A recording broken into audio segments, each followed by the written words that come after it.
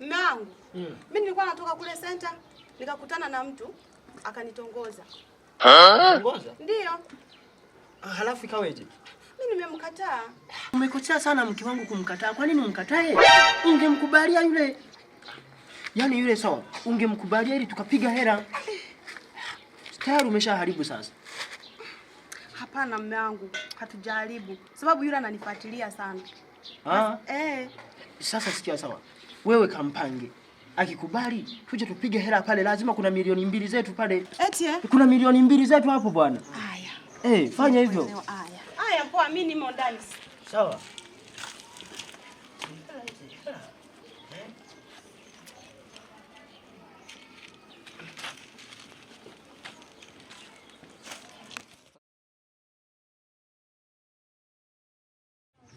Mbangu. Ile swali limeshakamilika. Limeshakamilika? Ndio. Sasa sawa. Itabidi mimi nitajificha uvunguni, sawa? Mkiwa mnafanya mambo yenu hapo, mimi natoka, tunamkamata ugoni. Milioni 2 hizo zinaingia. Ndio. No. Fanya hivyo mke wangu. Usiniangushe na kutegemea sana. Haya, usijali mwanangu. Sawa. Jamaa yupo. Hayupo kabisa. Kuna shida.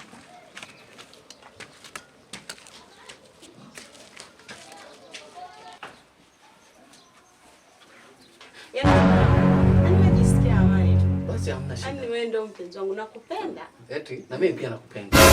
Sasa unajua wewe ni mke wa mtu. Fanya haraka nitoke huko ndani. Eti?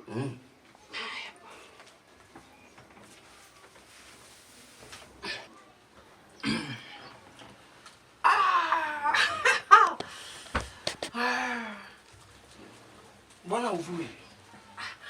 Wewe bana, mimi nitavua tu. Naambie sasa. Safi tu.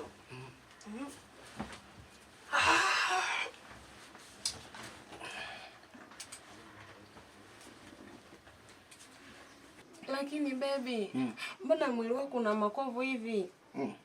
Unashangaa? Mimi nilishaua watu 9.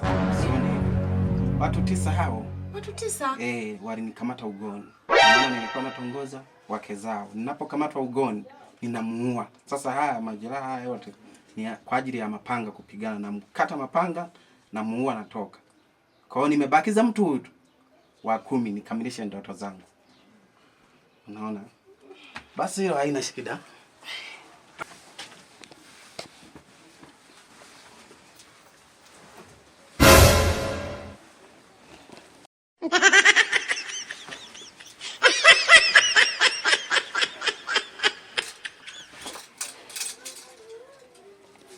Unaondoka? Naondoka. Haya. Ayoma.